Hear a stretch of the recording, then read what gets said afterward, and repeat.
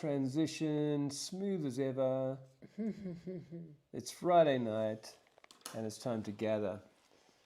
We are an hour early because we're in Spain, and it's 7 p.m. Yeah, we're on European time. Yeah, and we're old and we've actually been working off a little cold the last few days, so we're keen to get that knocked on the head, and we're currently like in the most beautiful setting. You can't really see. Sorry about the glare, but in an hour's time, hopefully you'll have a much better view. Hopefully you stay around for the next hour, and we'll talk about some of the stuff we've been up to. I'm sure you posted some of the scenery on your channel. Some scenery, yeah, and some videos looking at making observations over water, both from sea level and up here at a mile above sea level.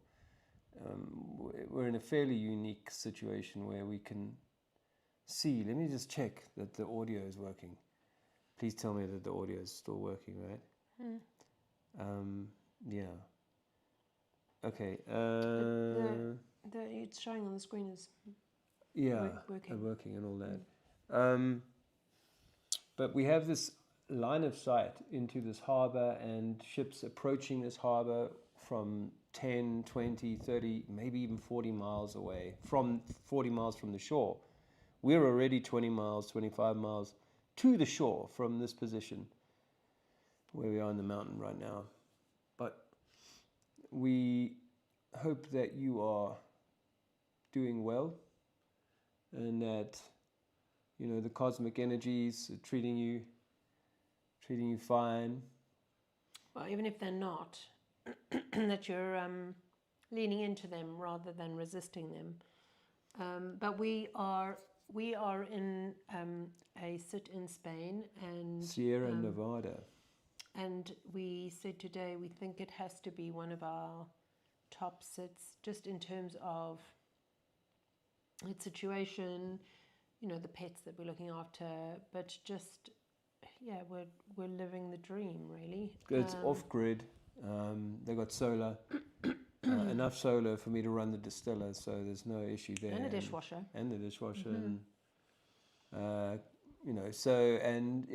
It's comfortable. I am distilling their spring water actually, and the distiller looks remarkably clean. Like it's got none of that white sediment buildup. There might be a little bit of something building up in the bottom there, but none of the gunk from the tap, from the municipal water. And that's they go and collect it from a spring locally for their drinking water, although they have a mountain fed tank for their main water supply. And the place is so remote, so quiet. Yeah, there aren't any other properties on the mountain. They're mostly second homes, but there are a couple of people who live here. But it is a half an hour up the mountain. Half an hour up a dirt track. So it's not for the faint of heart. And the winter at the moment would feel brutal, I think. The winter is hard, I think. But it's for us anyway. It's going to be perfect for what we need it for. Great opportunity to explore and be in such a beautiful place. Soak up the energy of this area. Just over the water behind me there is Morocco. Take my word for it. But you can check it out on Google Maps. And of course, we arrived here after a very busy few weeks. Well, it's been 2 weeks since we last gathered. And 3, we all kind of made it here and then crashed. And so it's been perfect for our opportunity to R&R, rest and recover, because we got a long 2,500 kilometer journey back past a very important event in the calendar of the flat earth and truth in general, and that is the party at Alex Michael's, the Guru Gathering at the Equinox. It's building steam at the moment, isn't it? Yeah, it's building up a head of steam. People are getting really excited. Yeah. We know quite a few people who are coming in, and we've got a number of people staying with us in a place, and yeah, it's going to be really a good blast. And that's in 2 weeks' time. 2 weeks today. Yeah. Actually, 2 weeks today we'll be meeting on the beach. I've got the opportunity to bring people together, do like a meetup, a hangout, and maybe some flyering or activism for those who are interested. And it's going to be epic. I mean, it's going to be epic when like Andy Kaufman sends you a message saying, "Oh, Dave, yeah, I want to know about the Friday night, blah blah blah." Are you name dropping? Yeah, yeah. I think what I'd like to say, because I know if it was me and I wasn't going, I'd feel a bit of FOMO. And just to say that we're hoping that this is the start of something, and maybe not just in Spain, maybe somewhere else too. And we're motivated to do something. Yeah, we more don't know by how that's going to look or how it's going to feel, but. I'm just trying to kick my mate Alex out of his comfort zone. We saw him actually just the other day, which was awesome. Him and Shelley. And France. Who would see some of his music. Yeah, you might have seen France play with Alex. Good. But we got the opportunity to chinwag with France, and he's a very well-informed guy. So yeah, we had a great time, a great evening. And some breakfast and a swim where the sea was awesome at Arundel Beach. The sea was like perfect, the perfect temperature. I've been hankering after that beach for 2 years since we were last there, and it didn't let me down. We went for a swim yesterday down here in Motril, which is a good few 100 kilometers down the coast from Alex, and the water was colder. It was. And the beach was not as nice. It was like some kind of, construction site. Although we did see the biggest jellyfish. Jeez, this jellyfish was at least this big. I mean, this is just like the thing of Body. it. And then it had these tentacles. It was monstrous. I've never seen anything like that myself. But we'd been on the run. I mean, on the road for a few days before we got to Alex. We stopped in France with Lucy and John, 3 nights actually, and they let us rest and recover there, which we kind of needed because we just bounced out of like the. We bounced out of the festival. We had 2 nights before that, but we had been to a festival. And camping is as lovely as camping is. It's not the same kind of sleep that you get. Certainly in a tent anyway. That you get when you're in your own bed. Yeah. But it was great. Yeah. We were hanging out with a good few flat earthers. Wow. Because I put a banner up or so by the tent. There were a number of people who said, yeah, I already know. And then I put the banners up on one day in a much more prominent area and had some conversations with people. And a lot of people, it's a lot softer. I'll say, before you moved it, what Luke and I witnessed was people just stopping and taking photographs, just out of interest. There wasn't the same... I mean, we were at Truth and Freedom Festival, so, you already kind of hopefully have moved, but Flat Earth is normally and has normally been, even at this festival, been sort of a no-go zone. Although Dave's talks have always been very well received. He's had 40 plus people come to the talks. Unfortunately, this time, whether it was by design or just coincidence, we were on the last day in the afternoon, and of course that's Bank Holiday Monday, and by then people had moved along, so that didn't happen. But you had so many good conversations before that. It almost felt like the talk was just for anybody who hadn't had the opportunity to have a conversation with you. Yeah, that's something I felt from the what's that other one? Sounds Beautiful. When I was there a year ago, I felt afterwards like I should have done more activism with people in the moving around at the fireplace, blah blah blah, rather than just letting it be those that got to speak. And not everybody hears everybody speak. So I think, and these are people who need to be encouraged. We met a guy, Clive, who has been writing a truth blog since 2009. Since, 2004. A long time. He's known about stuff for a long time and refused point blank to research flat Earth for years and years and years. And then on the Saturday at the festival, maybe it's the Friday, I run into him, meet him, and have a conversation with him. And I can't specifically remember this conversation because it was one of many, but he came back to me the next day and said, for years I've refused to look into flat Earth, but now you have given me the reason, or the justification for and the willingness to go and look at this. And on the last day, he came and gave me a hug, and you a hug too. And he was very moved and wrote to me actually and said, it was a seismic event. Do you want to just attend to the?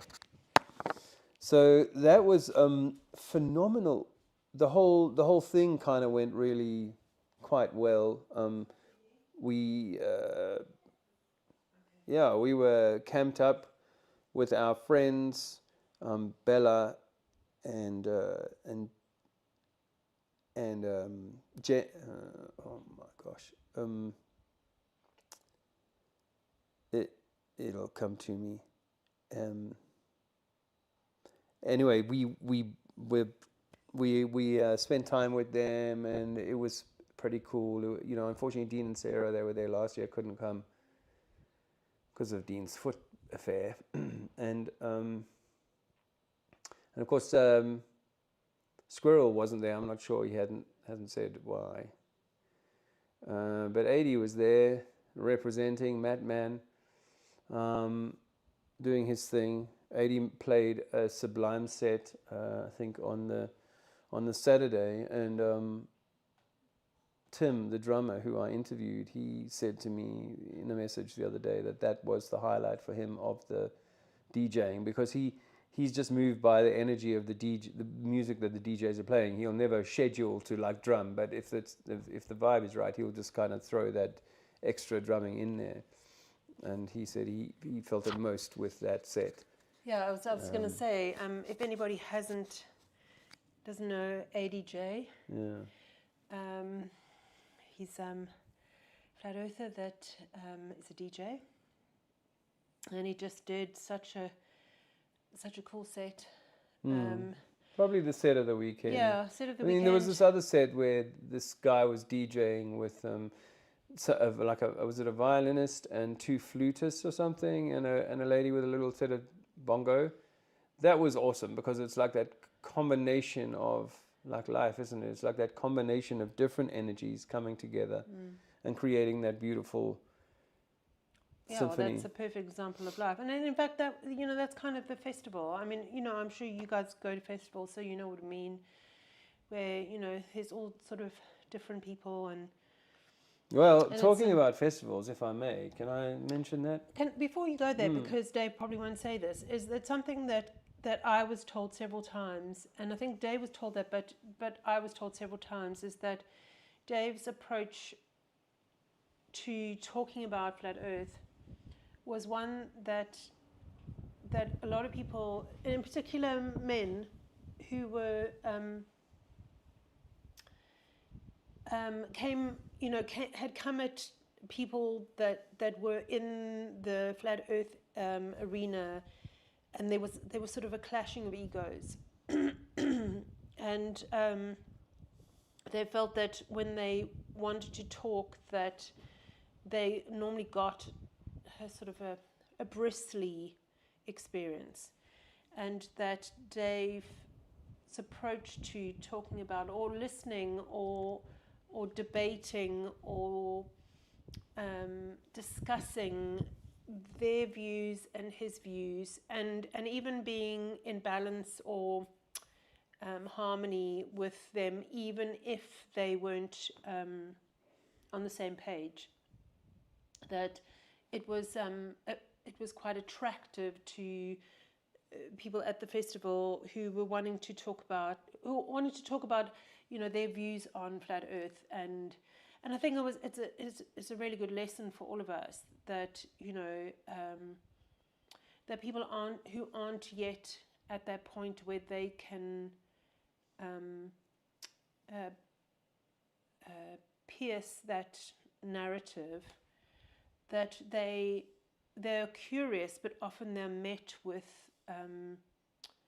irritation because they don't get it, or they're asking silly questions, or maybe they're even coming with their ego and they're being bombastic. And yes, and that's hard to. That is hard, but I think it's often sometimes. it's because our own wounds are then triggered of being misunderstood or rejected or not valued or not respected or whatever it is. And and obviously that's been a massive journey for Dave. But I wanted to present that because it was mentioned to me a handful of times. There you go, little. And I think when it comes to the flat Earth cause, that's really good, something good to bring to the public, because if we're going to meet them where they're at, then we have to meet them with love and compassion and patience, and I know that's not always easy. No. No, it's not even about it. It's not even about it not being. That there might be those moments where it's heated or whatever, but when it's completed, that can we see that other person as another soul or another human that's also trying to find their way, and either it's not there yet, or they're working through it. One of the harder things to embody is that the opposite is essentially you, or the opposite is essentially of the same essence that you are, and we are all in this together. And so you see it quite a lot in the streets, in places around the world where neighbor fights neighbor over ideology and differences of beliefs and other pressures. And so it is very easy to get heated with somebody who's giving you like all of that, you're stupid, or whatever abuse, or just not listening to you, and that's okay. I think that we're all on a journey of surely, well, for me anyway, the idea is that we're on a journey of up-leveling ourselves and towards, I don't know if this is the right way to say it, but I feel like saying ambassadorship of our higher self. And, because if we achieve that, if we achieve ambassadorship, like a good, not a perfection, but like a good showing of ourselves to ourselves, others will benefit from that, but we're not just doing it to be shiny on the outside, right? It has to be the inside. Embodiment. And then, and so if we are on that path, as high as the mountain like this one might be, that we're on that path, then we will see that experience as a stepping stone towards meeting that brother in a more loving, understanding way. You're right, because is someone going to receive what you're saying if you're prickly or in your own I know resistance. when it happens. I know it does or happen. they're going to meet you if you're because at the end of the day, all of us really want to just be heard, and I think this need for us to all believe the same thing, or agree on the same thing, or see the world in the same way, is maybe part of the trick, because that we all have to be the same. I mean, that's essentially where it looks like the current overseers or rulers of they want us to be what's the word, binary. They want us to be just all the same, just cookie cutouts, just whereas me personally think the energy we're in right now is, can I be in my uniqueness but still be in connection? That I don't need you to accept me. Do I feel, if the other person can meet me in acceptance, then that's the point. And that I think that's what we're all seeking. We're all seeking. Firstly, I believe it has to come from ourselves, self-acceptance. Then we can offer that to someone else, and a whole lot of compassion, right? Because everybody's at a different point in their journey, and it continues. And anyway, I just thought it was obviously really nice to hear that, because I know for Dave it has been a journey. You know, Dave comes from probably a very similar wounding to a lot of people in the truth community, where as a youngster he didn't feel like he was understood or heard or valued, and so he's on that journey, and that journey continues, right? But it's starting to show in the way that he interacts, and therefore the response he's getting seems to be. Now, does that mean that maybe it's also that people on the other side are also softening, or also maybe they're also going through their own journey? It's not like nails down the chalkboard for people so much now, because I think that's how it is for people. Is it's so screechingly painful that they will reject it. But thanks for that. I think, and you mentioned something about childhood stuff. One of the things for me about my connection to the world and my sense of,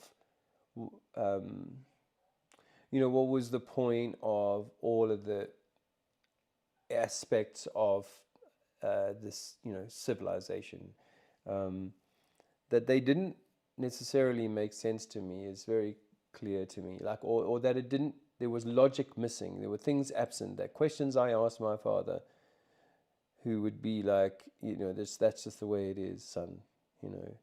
And of course, having, I know for sure I was questioning, how the Bible was so much a flat Earth book. I was questioning how the science could prove that water would stick to the exterior of the spinning thing.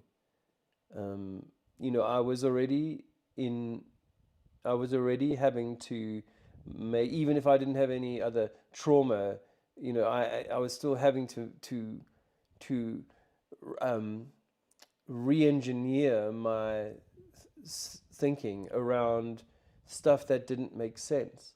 And I think that that's probably the case for a lot of people in the truth community, is that at a very early age you had experience of things really not adding up, but being cajoled or required by those around you, the authority figures, to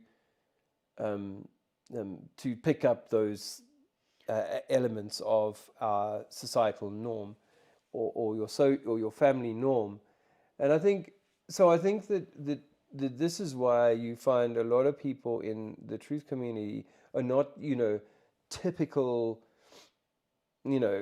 gone to the suit and tie kind of, Well, they've struggled in that. They've yeah, struggled to fit in. Yeah, that I think is, isn't. Well, there's the word it's not to say they aren't successful in their own way, but in terms of them being like your typical like yuppie, no, not so much. Yeah, I think so. But this is where astrology comes in for me, because I think that, when I see your chart, for instance, your Mercury and Venus, which are literally, they're the same energy because they're both at 20 degrees, but they're in Aquarius in your house of expression. And Aquarius is truth and freedom and uniqueness and community and all those things, and humanitarianism. And so you were born with that in your bones. So it was, and so therefore, I was thinking about this today. I heard someone talk about this a while back, about that maybe the point of this journey is we come in pure, and then where there are lessons curated, including our childhood, curated, or we chose family or mothers or fathers or whatever, that then create the ego, and the whole point is to overcome that, to return to that divine, or as close to as possible, because maybe there's just no end to it, and it's not like there's a destination that you need to get to, but that's the whole point. The whole point is that we come here to have these experiences. When I look at the zodiacs, there's always, people will go, oh, I'm a Libra, so therefore I'm great, and I'm a this, and therefore, well, actually, no, there's a shadow and there's a light side, or a lesson side, and an expansion side to everything, every single one, and so there's lessons there that I think we've come to be part of. Yeah, I think so. I think we're meant to be having a great experience, So, that's what I think. I think we're meant to be having a great experience.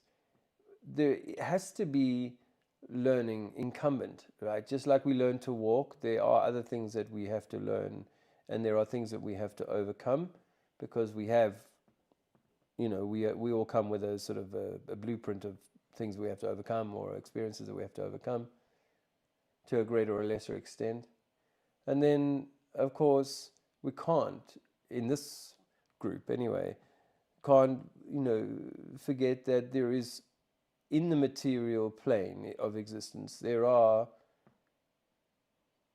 dark entities who, or even not even dark entities so much as just this insane need for centralized control that is just wringing, tyranny out of things. Maybe that's because it's like it's an overgrowth, or it's got but it's symptom of I don't have like parasitical. I don't have an issue with it being. I don't have an issue. I don't have to have a boogeyman, just like I don't have to have a god with a beard. I don't have to have a boogeyman or a Nephilim or a whatever. I don't have to have that, but I accept the possibility of all of those things. It doesn't really matter what it is. You've got this situation where there are endless angles of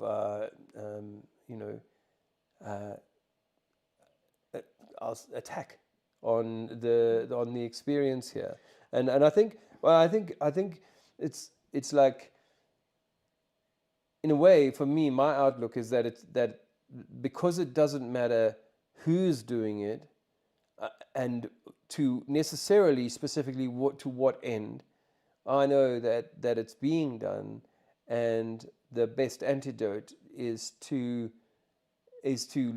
be in the world, but not of that world. And how do you do that?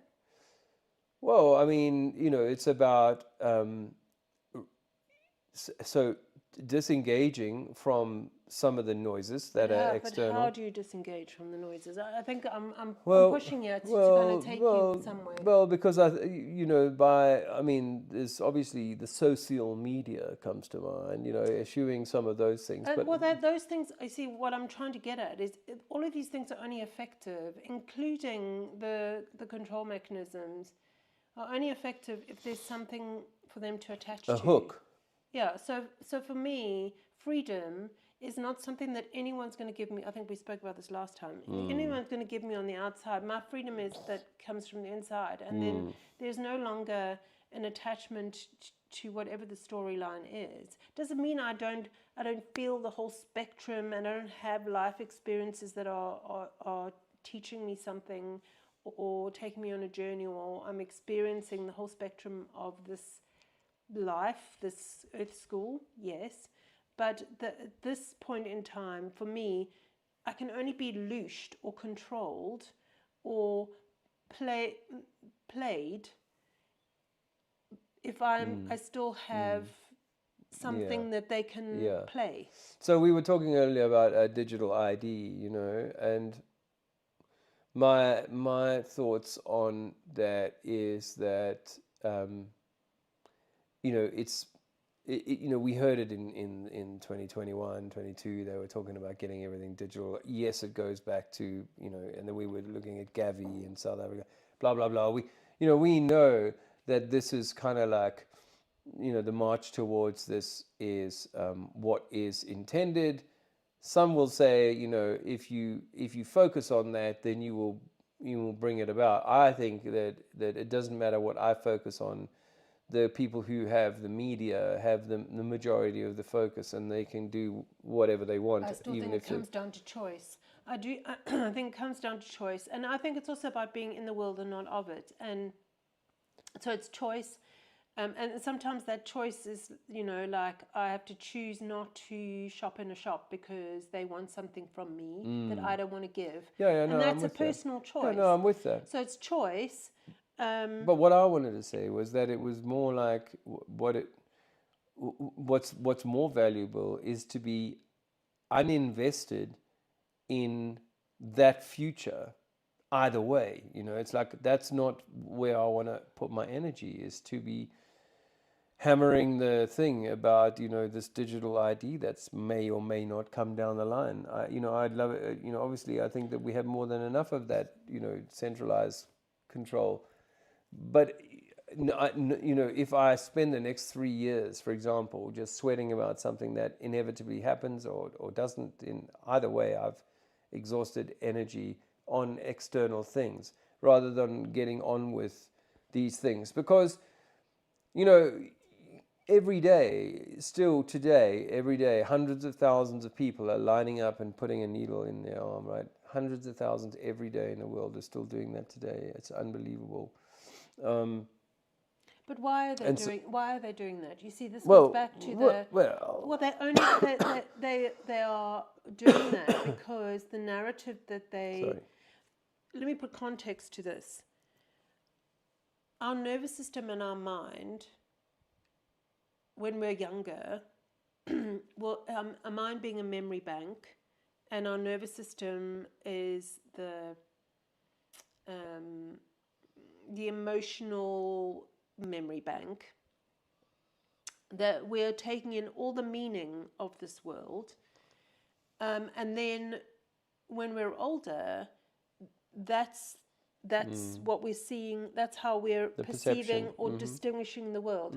Now, we know the whole narrative, of vaccinations is one that's been inculcated to us. And I still see when people talk about that in social media, and then you hear the vitriol that comes about people being selfish and what it's done for our health, and etc. But more importantly, and it can be any topic at all, is that it's the same as the globe, right? There's so much, we're taught so much about that. This is how the world is, or this thing is good for us, and then for us to be able to untangle that, our whole identity is built around that. So it's really difficult for people to. Well, I think about the flag waving thing that's happening in England at the moment, and the migrant pressures that are being placed on English communities and American and others. Other countries many of them are facing the same issue, and this is like the migrant crisis, they call it, is like the new COVID crisis, where they're going to use so many powerful images to get people to say, yes, well, see the state of our streets now, we have to do something different. And they, like they said, even my neighbor, he used to take a needle in his arm. Well, now they're going to say, my neighbor, he has to take, the digital thumbprint or whatever it is.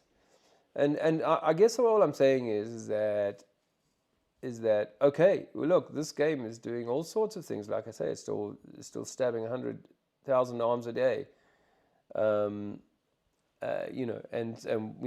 doing whatever's going on in the Middle East. I mean, and heavens knows what's going on in Ukraine, and all these sorts of things. So, we could be concerning ourselves with myriad different things, and the World War III thing, all of that, and I mention these things because I think they're relevant and they're in our world, and we are in this world.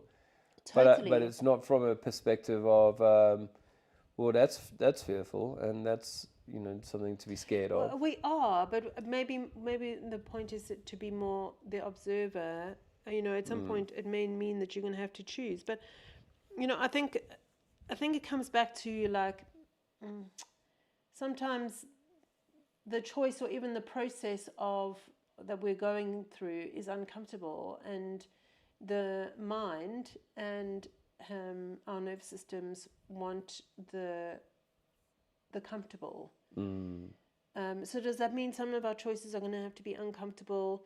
I was thinking about it today that Dave was listening to he'll have to tell you what it was. I just sort of side listened. He was listening to a woman talk about the protocols of Zion. I think.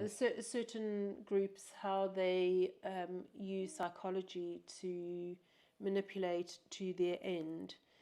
And there's a part where they like to leave populace in uncertain threat. It's a very important part because then you're left with that fear. Whatever it is, we've seen it in so many different ways. And in fact, we're seeing it in the world right now when it comes to the sort of possibilities of war. It's kind of just cliffhangering, and it kind of leaves everybody on that edge. And of course, when we're on edge, then our nervous system, because we don't feel safe, is in fight, flight, freeze, or fawn. Because and they spend weeks and months putting the news out there, so that even if you're living on a mountainside, you'll hear about it, and it'll be in your field. Well, I wanted to take that back to the mind again, and so the mind wants certainty. The mind wants certainty, which is why we see when you talk about the globe that most people will say, okay, well then tell me what it is instead. Like, I need another map. I need another certainty. You can't take the one certainty away. I need another certainty. And so we're desperate for certainty. You're desperate to know what's going to happen next, or that we're going to get to that destination and we're going to be safe. Which is why I think things like people, do the jab and stuff, because they're told it's a certainty. If you do this, then you're going to be safe. If you do this, then you're protected. Yep. And the interesting part is it's an external certainty, right? It's not, because actually I know that the most expansive or connected I can be to spirit or my higher self or consciousness or God or the divine, whatever you want to say it is when I'm in surrender, when I'm in faith. And to be in that's uncertainty. Yeah. This idea that we have so much control over what life is going to present to us.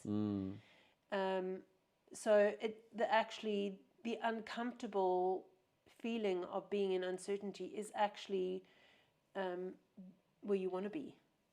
The void of not knowing is where you want to be, because that's where possibility is. That's where the opportunity for things beyond our imagination to happen. When we're in the I need to know exactly what's going to happen, then we can only live in what our mind will allow us to have, and then that's limitation. And it's a practice, because I think we all come from limitation.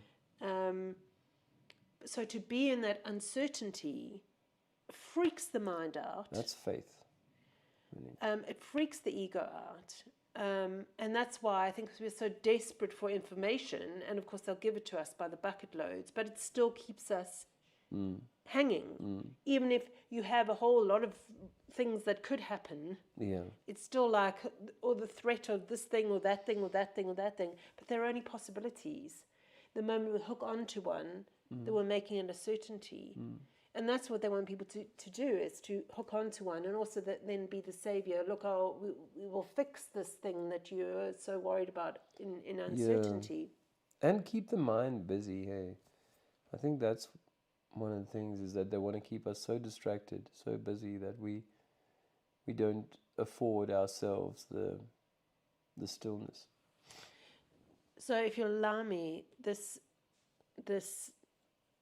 being in the not knowing, or limitless, or expansive, or possibility, or the void, or whatever you want to call mystery, is very on point for the energy at the moment.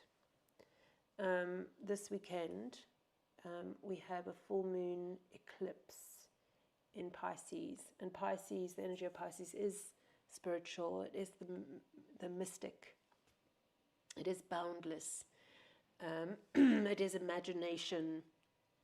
Of course, that could be fantasy. They can go the other way. You know, like I said, these zodiacal energies all have the duality, but we're, you know, it's in the axis of Virgo, which is an earth sign, and Virgo is about all the detail and information and the doing. And then there's the Pisces, the water sign, which is more the feeling and the intuition and the trust and the faith and the boundless. And we've been in this eclipse energy since last year, because they're 18 months. The nodes are sort of in the eclipse energy for about 18 months, but we're right slap bang in the middle of it. So you would have been moving through some of this Piscean North Node, which is, so it's your highest path at the moment. And then South Node, which is Karma, which is in Virgo. Virgo tends to be the perfectionist. You know, I'm not, the wound of I'm not good enough. You know, I need more. I need to do more. I need to be more.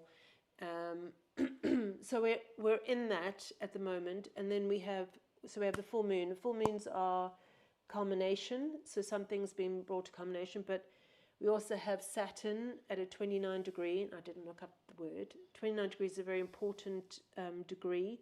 It's a completion degree. So Saturn is going to move back into Pisces, so lots of Pisces. Move back into Pisces after, gosh, I don't know, 6 months, maybe a year, can't remember, to take you back to something that needed to be completed in Pisces.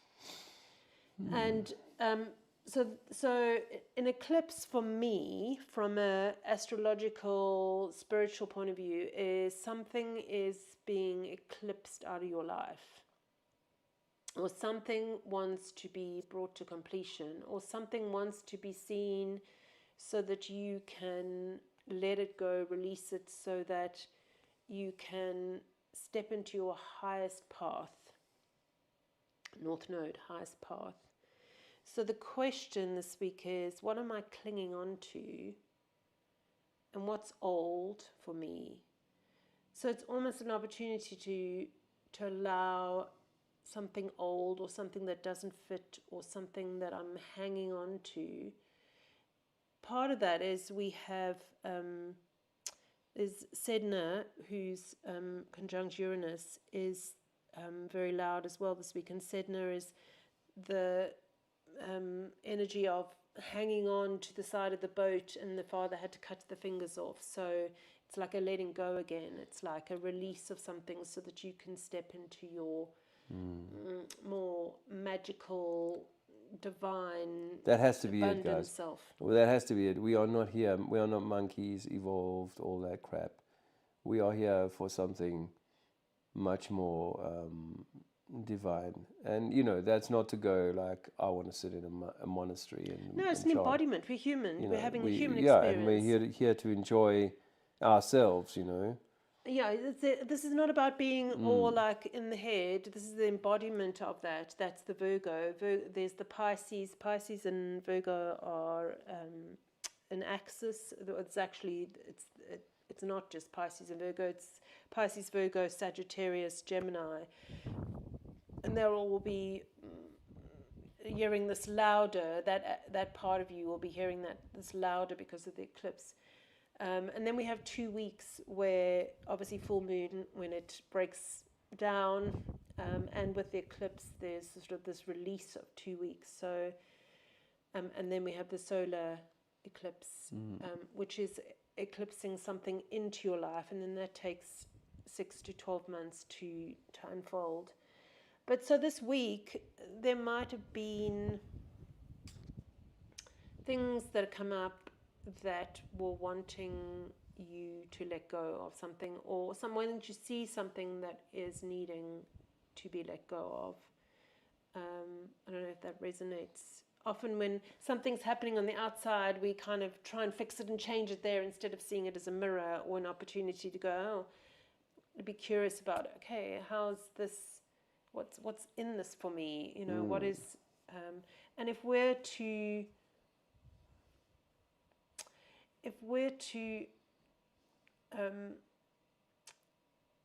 create from a different place than we have been, which has been co-creating with the world that we're in at the moment, and start to co-create with life and God and our higher selves, then we have to allow these aspects of us to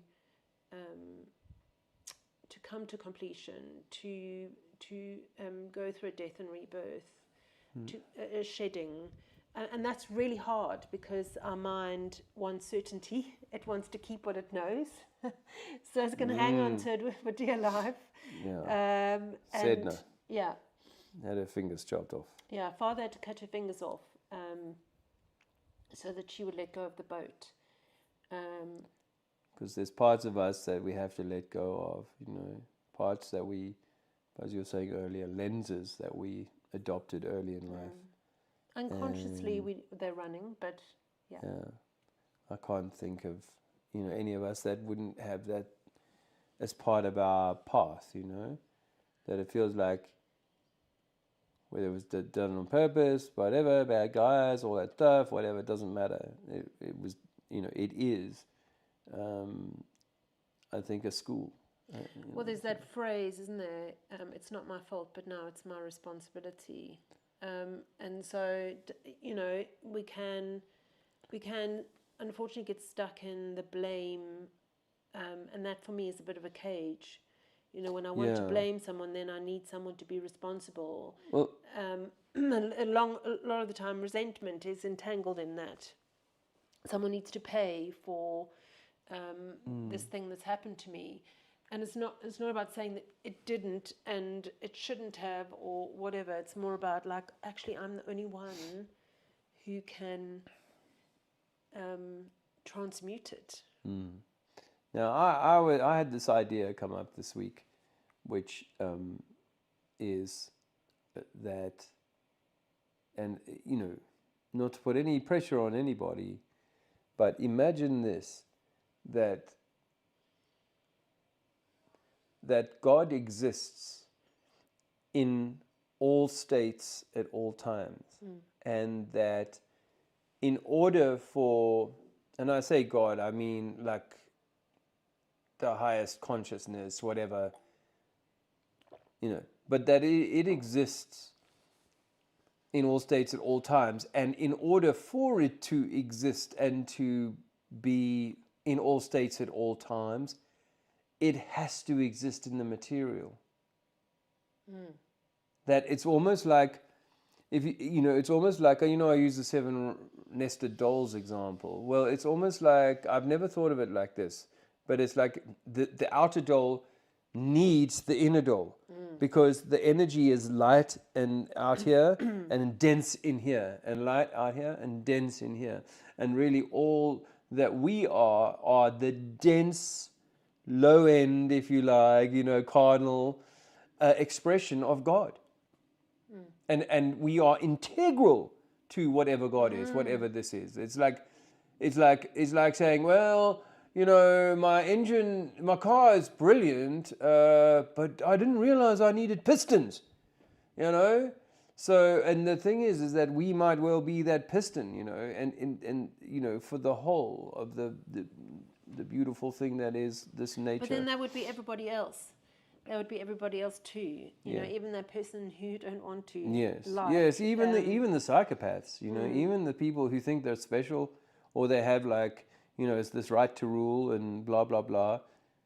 They're just deluded and obviously maybe know a lot of this game, but they're like, let's do this with this so that we can do that. So it could be that, I don't need to get lost in it, what their Well, motive is, but well, you know that in my studies, when I studied my body mind, I've forgotten the guy who came up with the modality, or part of the modality that's weaved into my work, and he had masks that we develop very young as a consequence of the trauma we have.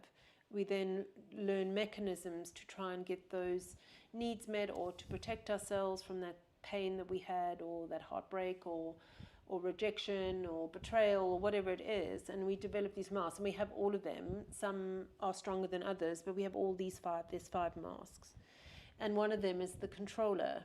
And we all have these masks in different amounts. It's when I did the training, because mine was experiential, it was a really difficult module for me, because I felt so much shame about those masks. But it is as a consequence. In fact, now I see it more as like compassion, or grateful for my body mind giving me those masks to protect me, or to help me, I use the word survive, but to help me.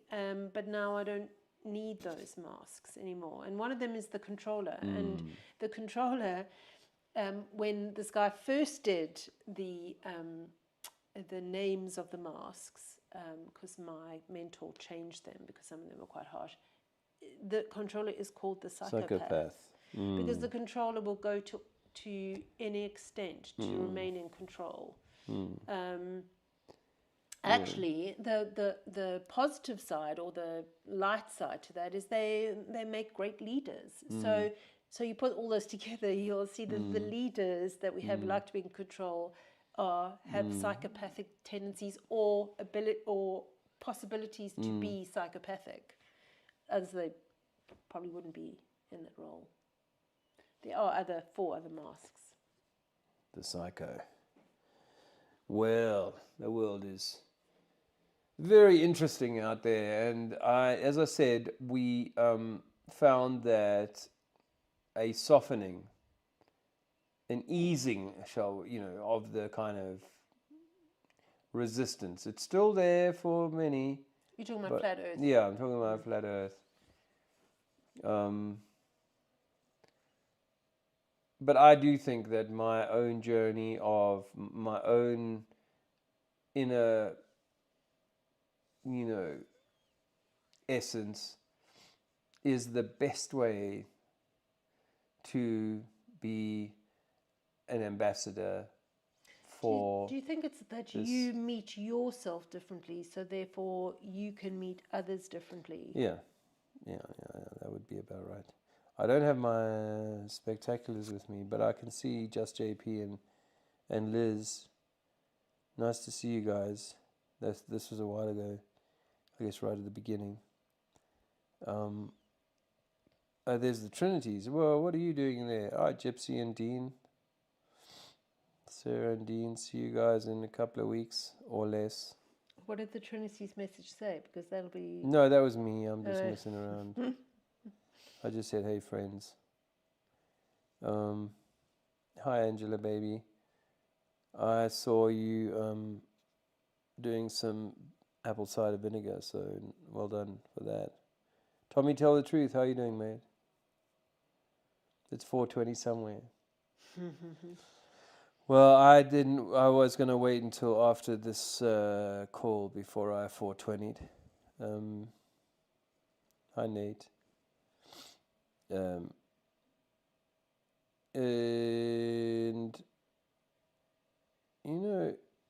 who I have not seen is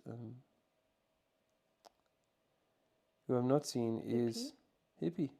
Oh, well, I hope Hippie's... I think we didn't see her the last time. We did start early tonight, so it's not necessarily everybody's cup of tea to start it. Well, I hope Hippie's just having a great evening and has got something way better to do than sit and listen to us. Yeah, hi Jack. How are you doing, bro? Jack's been getting some nice footage of American buildings that sort of meet with the Tartarian type kind of architectural anomalies. So it's good to see. Hi, Shelley.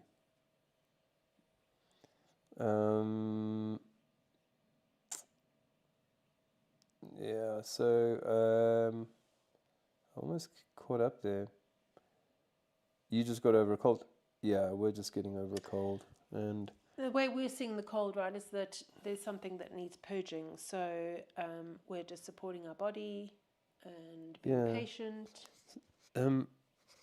Joanna says we're not very loud. I don't know whether that's you or me. I can hear fine, says Angela. Oh, so can Liz.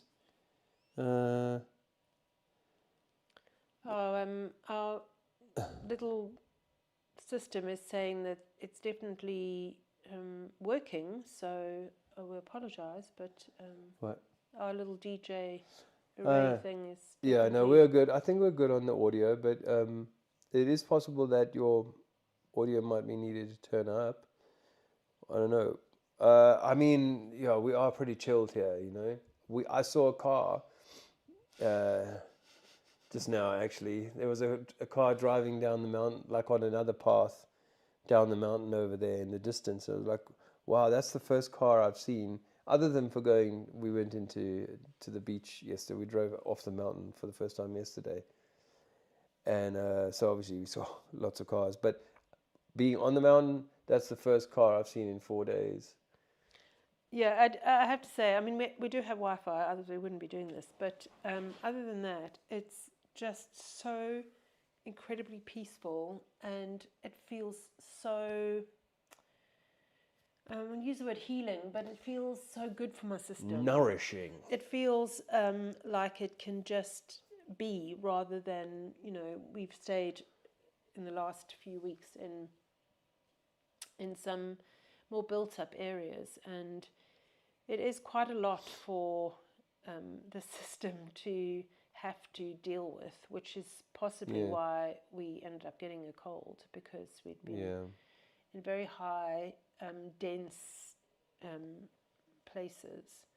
So I love to tell people. Not a lot of people know this, actually, even in the flat Earth community. But you know, I'm right here towards the bottom point of Spain, not far from the Rock of Gibraltar, the Straits of Gibraltar being the gap between Africa and Europe, the point at which the Atlantic Ocean meets the Mediterranean Sea. Now, we all know that you know, the oceans have tides. That's not up for debate. It's just the mechanism by which those tides are stimulated is up for debate, with really good evidence to refute the mainstream model. But one of my favorite bits of evidence on that is that the Mediterranean Sea has no tide. And so I actually today I pulled up the AI. What does AI say? This is the AI overview.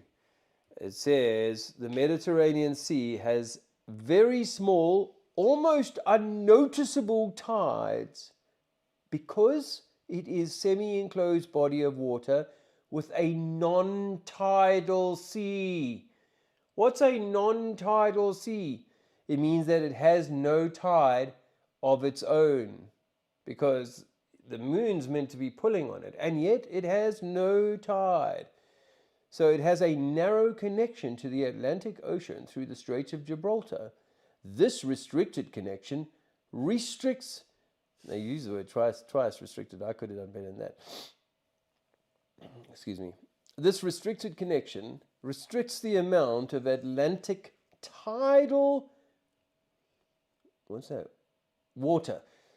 So that's the thing. So it restricts the amount of Atlantic. So when the tide goes up in the Atlantic, this is like 5-year-olds can already understand this playing in the mud, right? The tide goes up here and it tries to push its way through the tiny little gap. It's minuscule in the scale of the oceans.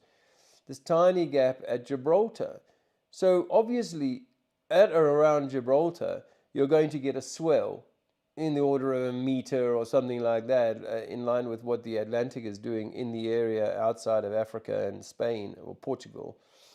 And then that swell is going to push a little bit into the Mediterranean, nudging things a little bit further down, but not probably getting anywhere as far as Greece or anything like that, or even Italy.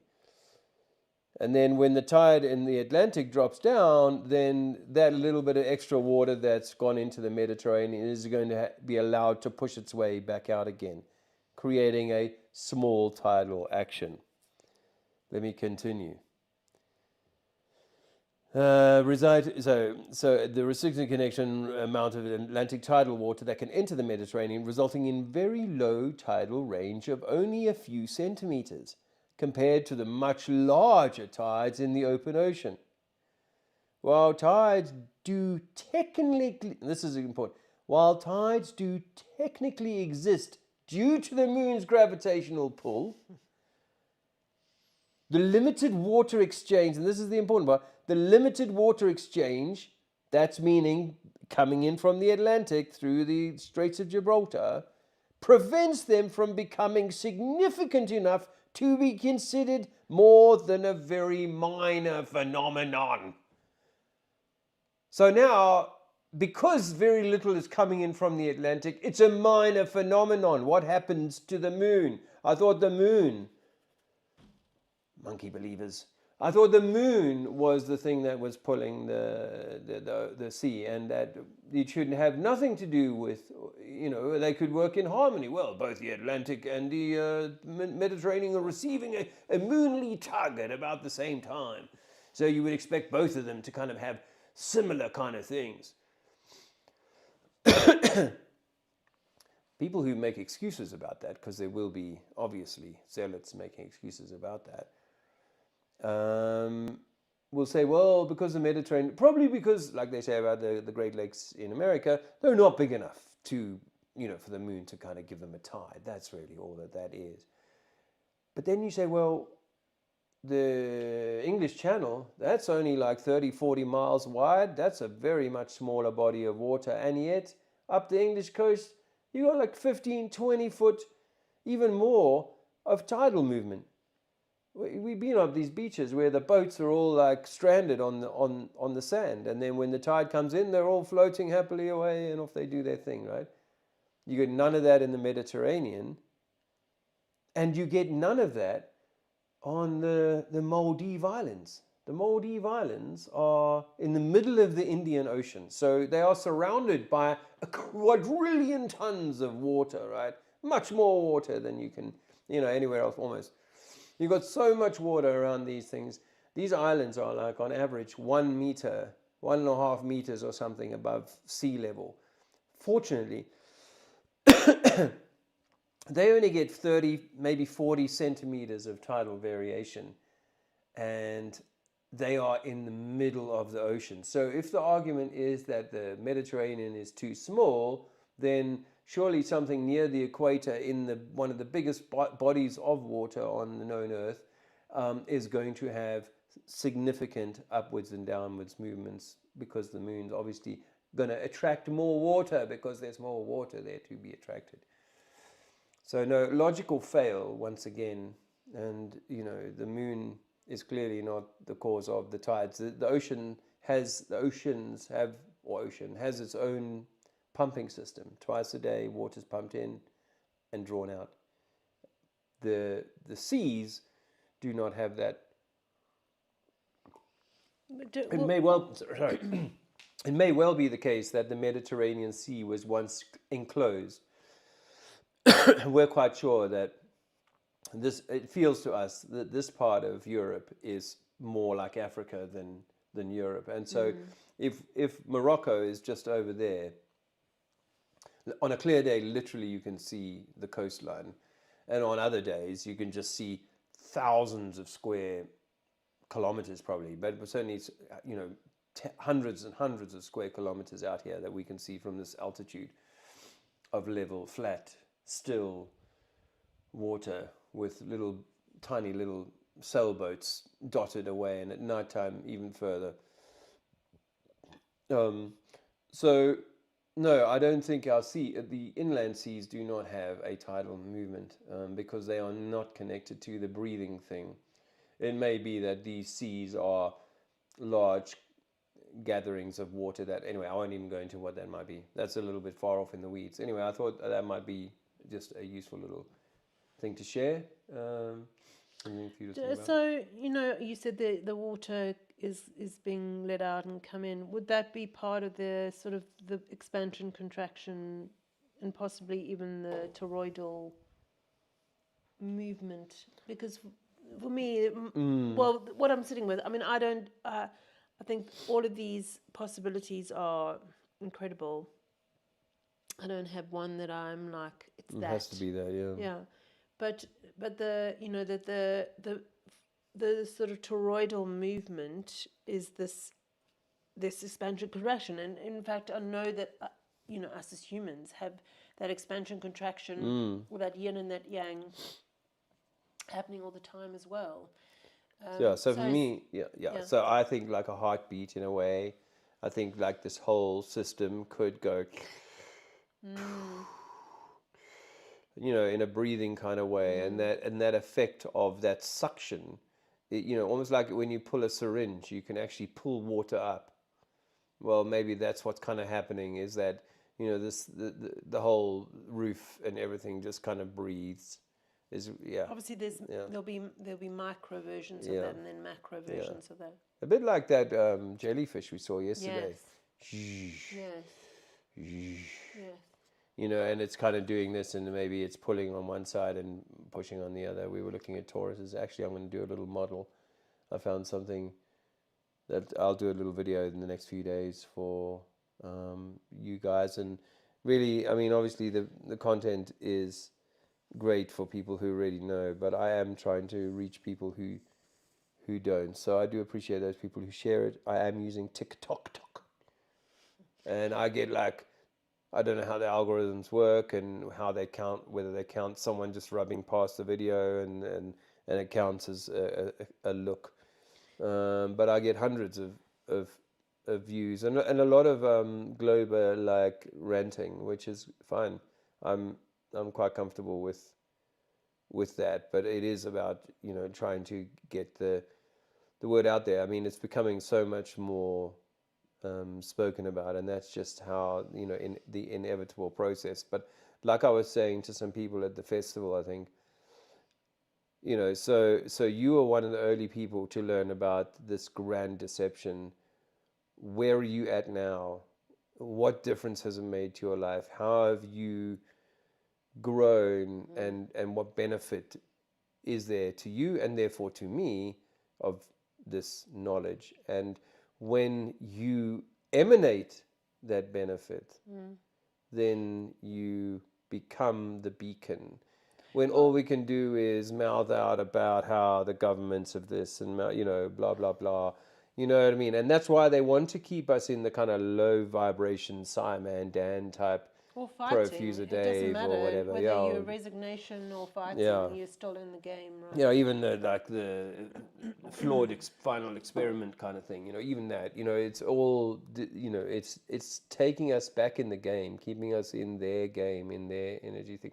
So I feel like the world may gradually know, and even if it's only just a few percent, that's millions and millions of people, that will know in the next few years. And when they meet us, what are they going to meet? Or how are they going to meet you?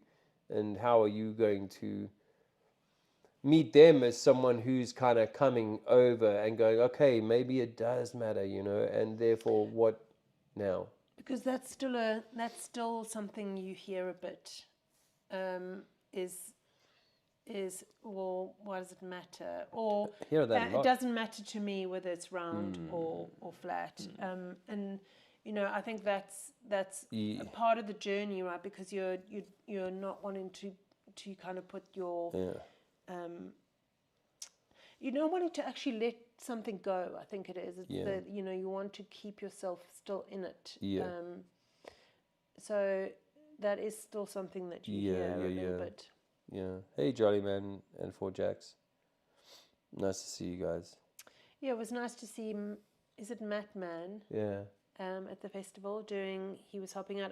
There were a couple of people that, since Dave has messaged or put some stuff on the festival, that they didn't realize that that festival even existed. So it's, as far as I know, it'll be the same end of August next year, similar time, probably the bank holiday weekend. It's in Sussex. It is growing. It was definitely Yeah, it was actually a cool festival. It just needed a few more people, in my view. They undersold tickets, but it is a permanent site for them where they run a school and a community, and every year. This is the 4th year I think they did. It's definitely got better, and it was definitely better this year. They had UK Column take over the tent on Saturday, and there were a lot of people who are UK Column followers that came to the festival just for that.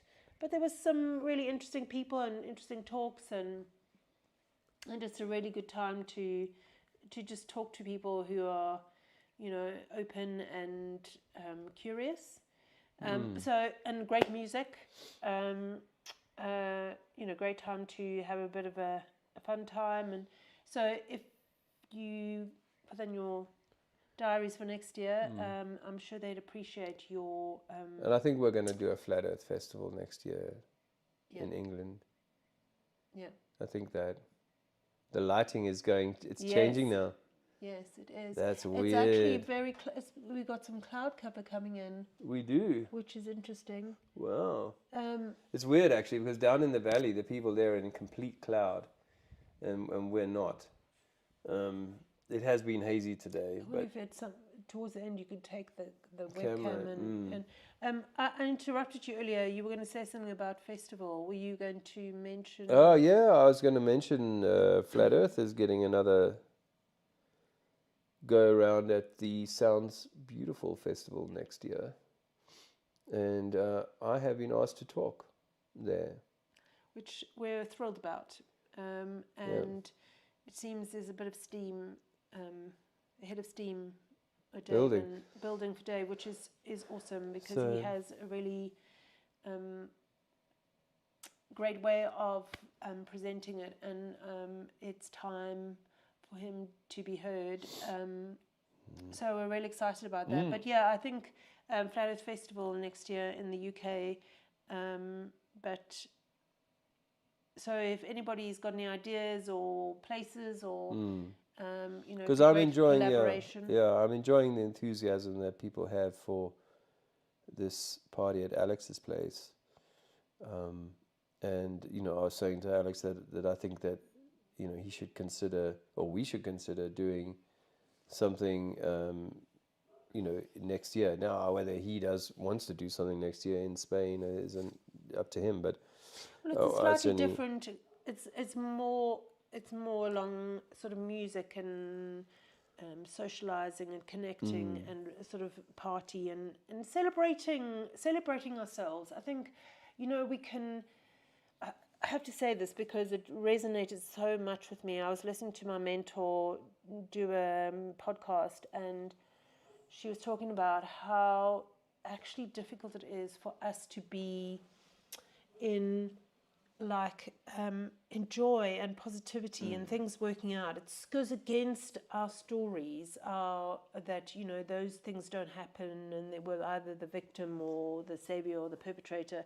But it goes against it, and so this, this gathering that we're having in end of September is about us coming together and saying, hey, we can also have fun. We can also be in joy. We can also celebrate each other. We can get to know each other. We can socialize.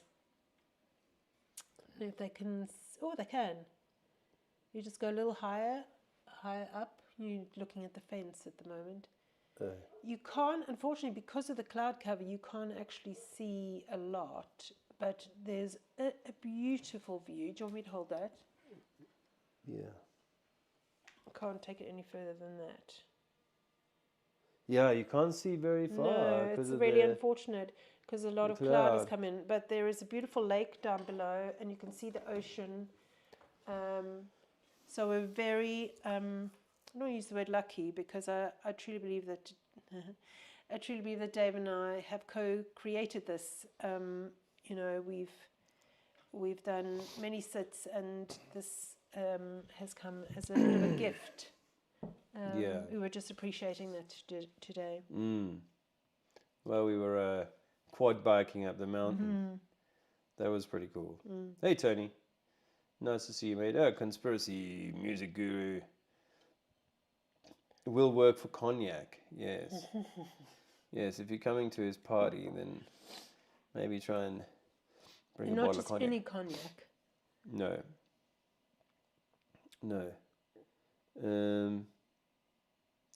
Lovely view. Thanks, Liz. Yeah, unfortunately, it's very unfortunate. I can't actually show you the good stuff right now.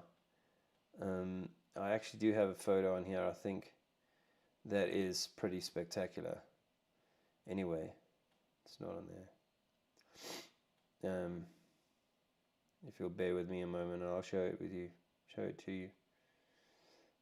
What do you I had want? my phone cleared, that's why it's not on there. Anyway, staggering views, and one of the things I noticed, Alex told me that Dave Weiss has covered this a few times. I forgot or hadn't seen that, but when you're at this altitude, you don't get the sense of the sun setting so much as it just vanishing further and further into what becomes a murk, and you can't sort of discern the actual setting moment. And because of our altitude, we are obviously getting a much longer end of the day. So people down on the beach, even if they were a little bit in front of me, would say, well, the sun is already set. And we'd be like half an hour later, well, we're still seeing it holding its height in the sky, but you claim it's rolled already over the edge of the ball. So it really has helped me to feel more comfortable with the idea that the light that you see is tracking locally and on a straight path, but which appears to be like the aircraft setting and like the clouds do in the distance, don't they? If you can see into the distance over the sea, the clouds appear to join the water, as though they're curving round or simply becoming part of that horizon line. So that was a little bit of off the topic. Oh, I really do apologize for the way that's really going to be frustrating to watch. So maybe don't watch. Going in and out. Yeah. I think what it is it's probably quite bright, and what the camera is trying to accommodate it, and of course it's not. Don't know if that'll help at all. It is actually trying to regulate the light. Yeah. So, or maybe it's just that same contraction and expansion. That's it. The tide coming in and out. Yeah, you're just seeing it in real time on our camera. Yeah.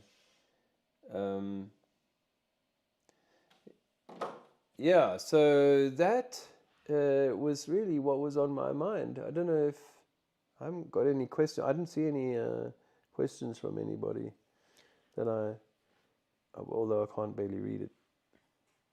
I don't know if you had any other thoughts. You pulled a card for.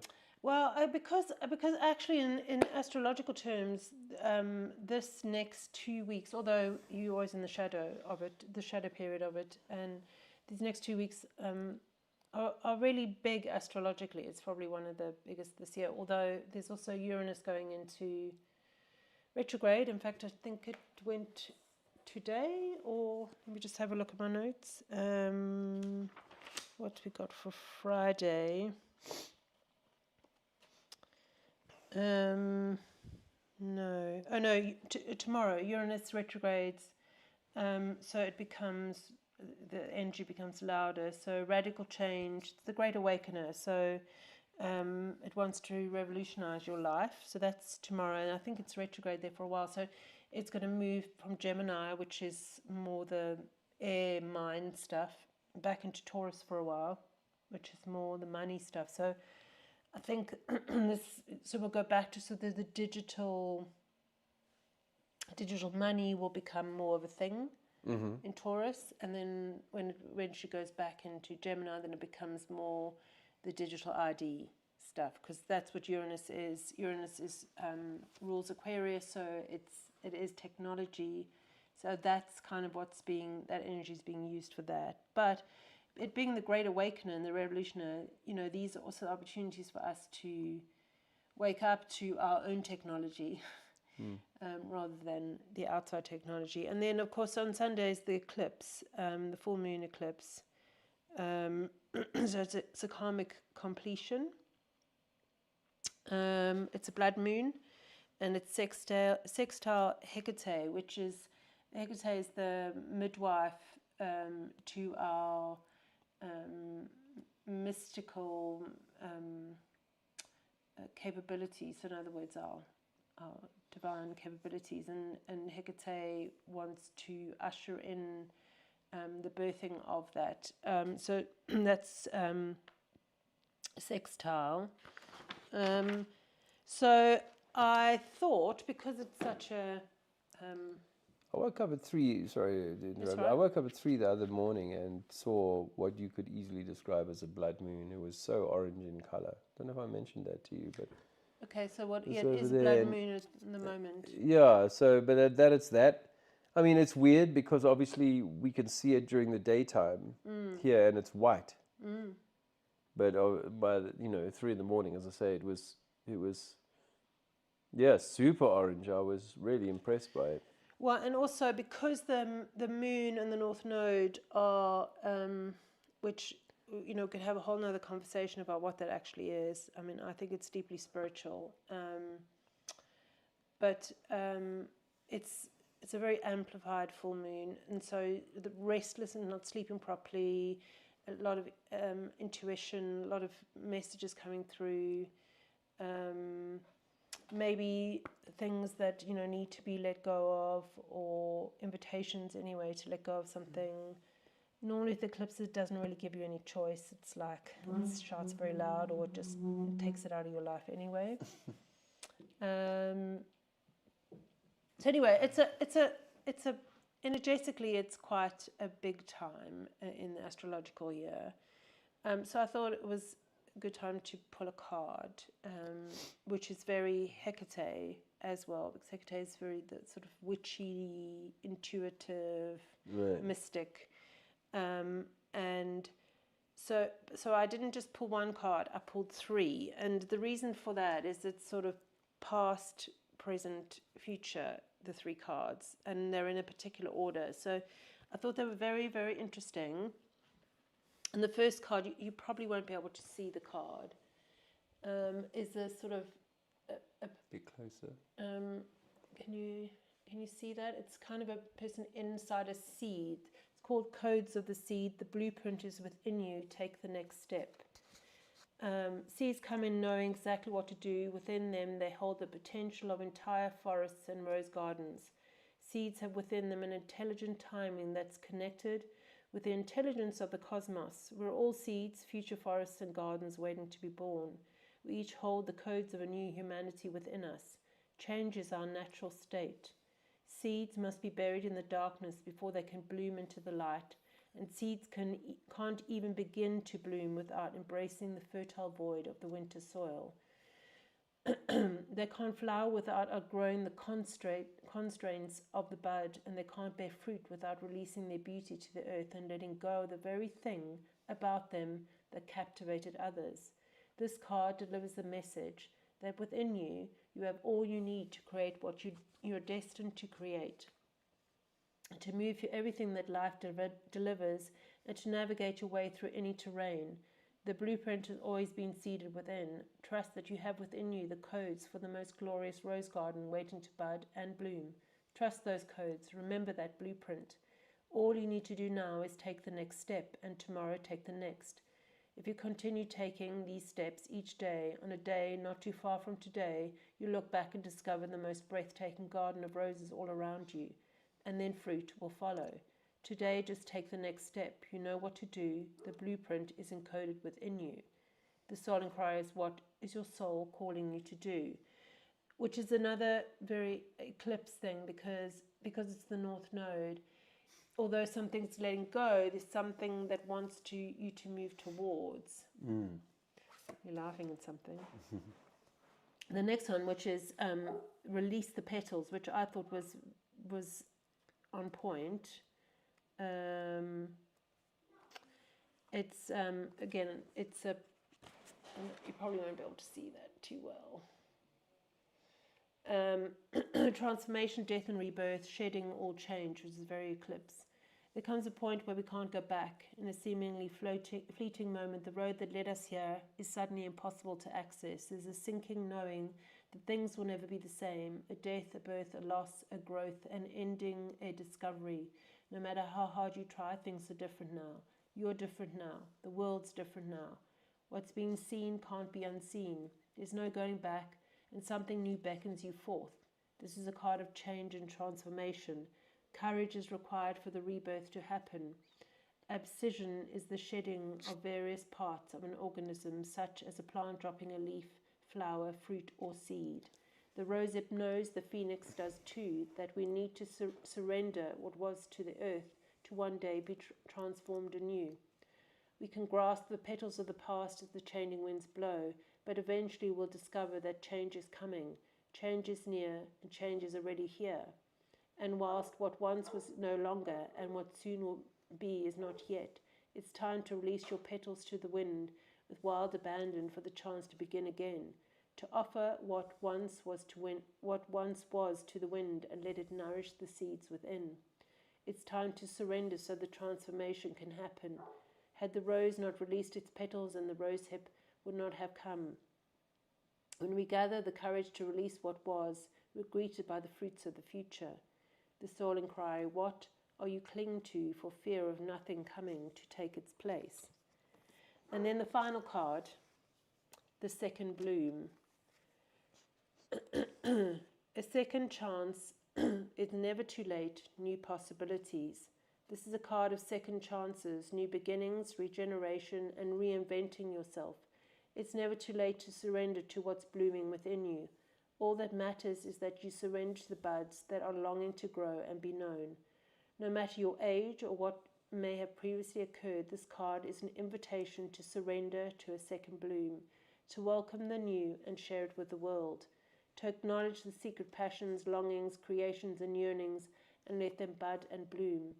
If we're properly allowing things to end, new beginnings will always come. If we surrender to the cycles of life, after winter, spring will always return.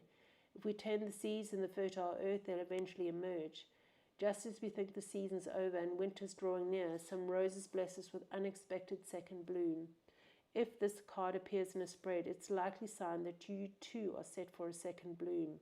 Perhaps you have a creation that's waiting to be brought forth, or maybe it's a new relationship or a passion in your life. Maybe what's waiting to be born is a new version of you. The more the more open we are to change, the more open we are to life. The more open we are to life, the more open we are to being born again anew. Yes, this is what it means to be truly alive. Being open to saying yes to life, so that when you eventually take your last breath, you'll do so while still fully living. What unexpected thing wants to bloom within you? And I think that's an important part of the releasing and the letting go, is that we're all coming with a higher path, and I think we're in this time. Not only, is there the possibility of what's currently here breaking down and dying, certainly for us individually or collectively, but for us to allow that in, we have to clear house. Yeah, and accept that change. Change is inevitable. Yeah, sweep the temple. Keep the temple, and that includes, yes, body mind kind of ripples from our experience in this place. I think also what you and I are noticing as well is creating that stillness, and which is why we're so grateful for this, that stillness and quiet, so that you can hear what wants to. I've heard a few things this week or these days here. I really cherish and recommend that, that you're finding stillness when, ideas, fresh ideas and things are starting to come in. I remember that from 2017 when my life wasn't too, hectic. Hecate, I wanted to say, hectic. And so each of us has to carve out time in the week for solitude, stillness, going within, whether it's stretching and breathing and just gardening or cooking or doing something that where, brings you that calm. Where you're not chasing the bills and chasing the other things that are happening in the mind, or the next truth bomb or whatever. Yeah, and just the message that actually things always work out, and a lot of the time we are in our minds, and this is not about saying, oh, don't do it. It's just about being curious and also noticing, what comes up when you even sit with the possibility that things work out. I know for me, that possibility brings up the old stories of, things don't work out, or you've got to try harder, or, all those kind of things. So, I think not doing anything is really hard for us humans. Yes, and of course we're in an age of, Netflix and Facebook.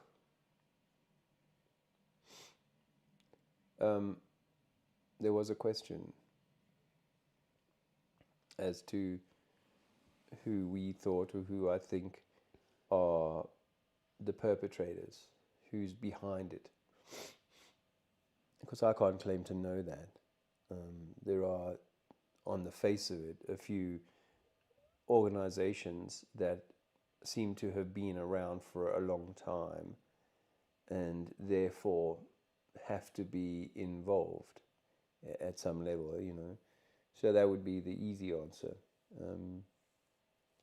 There are metaphysical things, and we kind of touched on this a little bit earlier. That it's maybe all been designed by you or us to create all of this disharmony, or for a schooling, or it's been usurped by nefarious entities that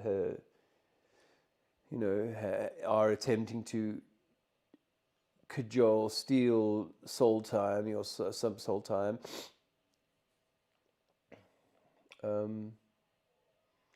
I used to, obviously in the early days of truth seeking, it was all about the Rothschilds and even today, and I see what the Zionist kind of I think that's even a trap. is. I think that can be a trap too, because and just like a some guy who works as a satellite engineer for NASA, he doesn't know the story. He genuinely believes his satellite's up in the vacuum.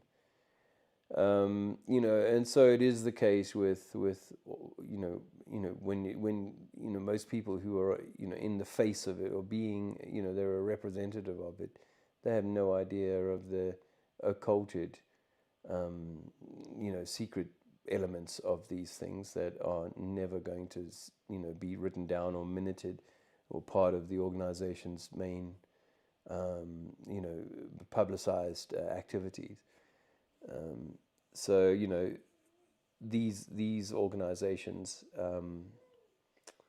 and their offering, what we call government, are it could be anything behind it. Just grubby little psychopaths. I think it's way bigger more spiritual. I think it's way bigger and way more energetic than that. I think it's probably hard for our minds to, and it wants to, which is why we want to figure it out and know. Comes to that knowing again. For me, I don't know the answer to that. I don't know what it is necessarily. I know that I see people with evil intentions, but I think it's much bigger than that. I think we're this is a dark versus light soul. You could say war, or maybe school, or whatever. But for me, the important part for me is me going to my own perpetrator, me going to my own drama triangle, me going to my own savior and victim. Because if the world is in me, if I'm doing that work, then my ego or those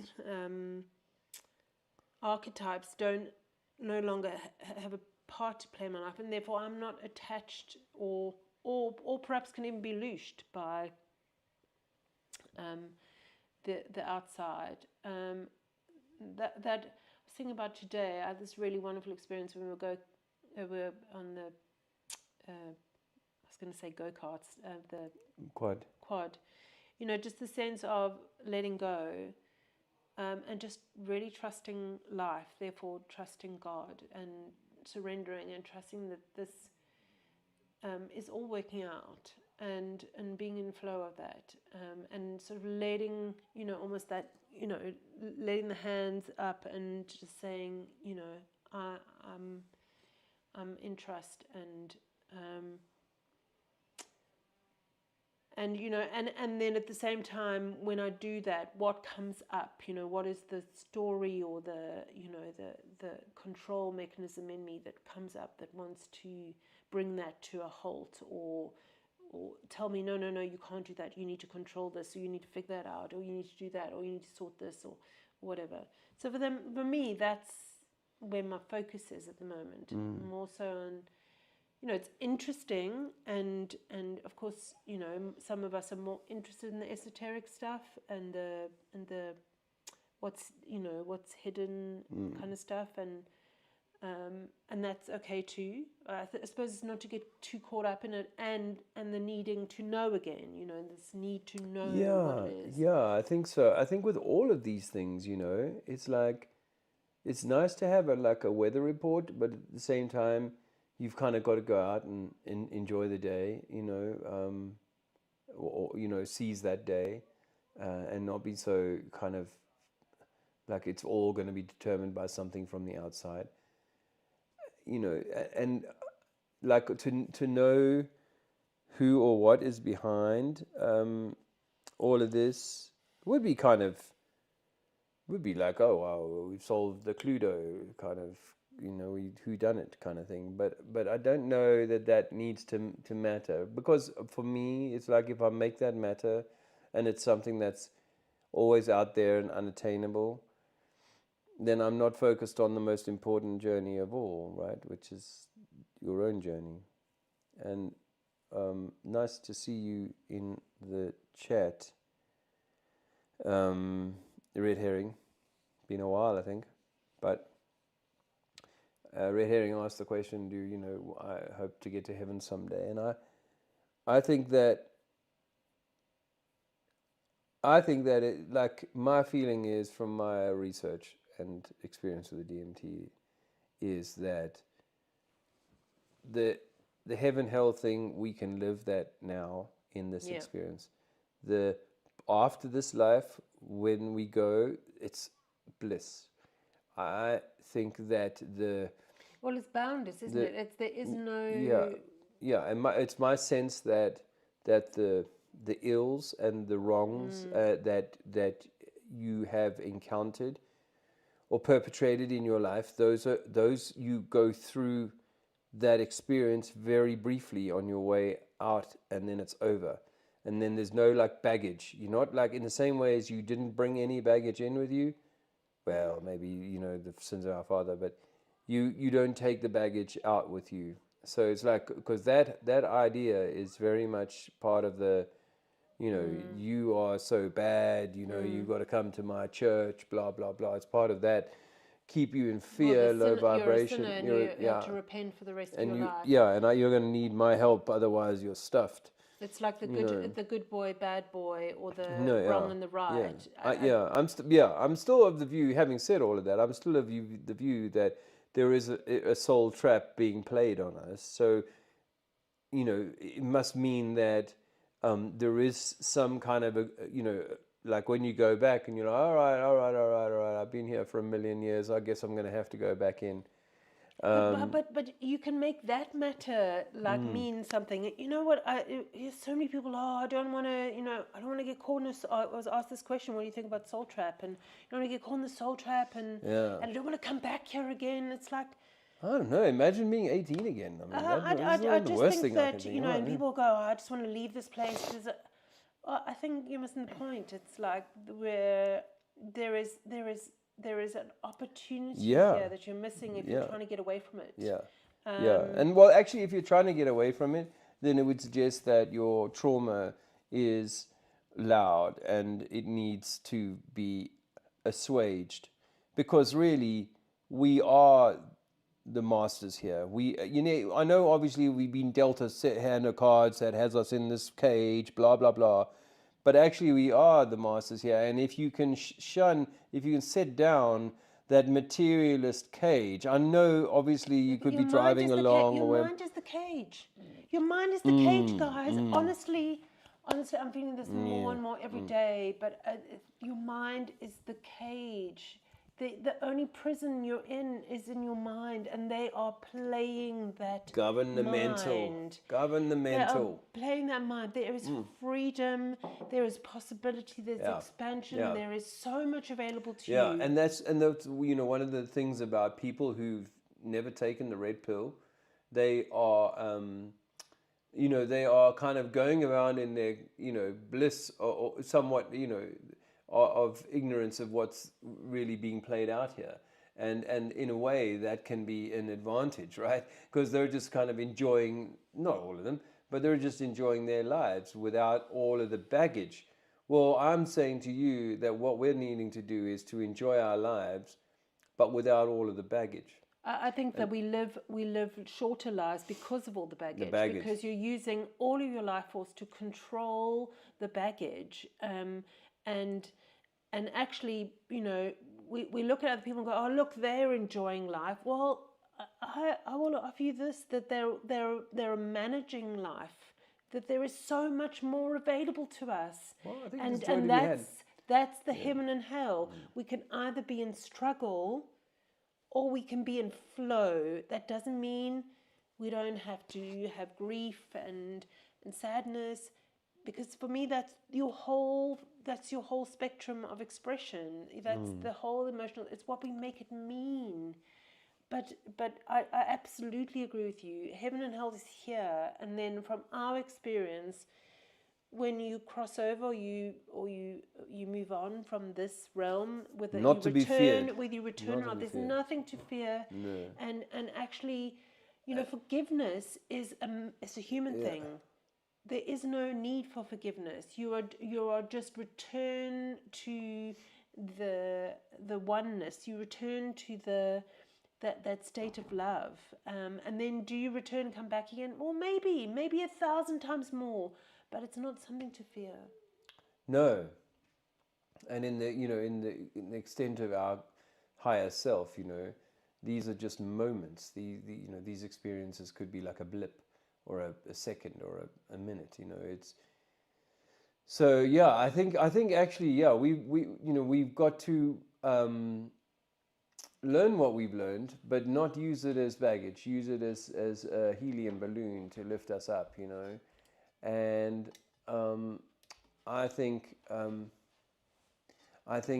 actually a comment I saw, someone, I forget who said it, that we do need more community. And I think Andrew and I, funnily enough, were talking about that today, is that it's great that we're having a gathering at Alex Michael's place, but it's relatively it's a small thing, but one of the things that I think that we need to do in the fullness of time is not simply be staring at the machine and being the first ones to be able to see the pattern and report on what's coming next and be, focused on that rather than, are we doing that thing about building communities? It's connection. I think everybody's looking for connection. Connecting with people. We're looking for that human connection. Yeah, and it doesn't have to be like a big land project, although obviously those are quite exciting ideas. It doesn't have to be that. It is people getting together. It is people sharing and supporting and caring for one another. And, I think being like a safe harbor for a community that will grow, and as I said earlier, will turn, will be where it'll be like people turning to you going, okay, you've known about this stuff for a long time. Where do I go with this? What do I do with this now? If we have nurtured and curated a greater sense of self-identity in this, as our centrality is so important in this realm or this thing, then we are going to, be something more nurturing that others can join, that others can be a part of as this all grows. Because we can't simply just be, we're left brain truth speakers, just shouting over each other about, who's got the most truth about how the world works or how, Trump is going to do this or whatever. I think we've got much more to achieve here than simply being, repeaters of the deceptions. And I'll put the mic down. No, I think you're right. I think we're all we're all seeking that connection. Yeah.